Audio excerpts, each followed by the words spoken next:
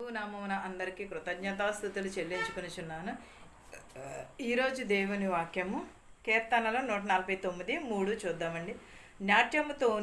నాట్యముతో వారు ఆయన నామమును స్తుతించుదురుగాక, తంబురతోనూ సితారతోనూ ఆయనను గూర్చి గానము చేయుదురుగాక. ఏంటండి, ఎలా చేయాలి? దేవుని సన్నిధిలో మనము తంబురతోనూ సితారతోనూ నాట్యము చేయాలి.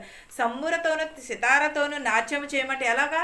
గంతులు వేయించునా, లేకపోతే వెకిలి చేష్టలు చేయించునా? కాదు కదా. వినయముతో విధేయతతో పాటలు పాడుచు దేవుని స్తుతించమన్నాడు, దేవునిని ఆరాధించమన్నాడు.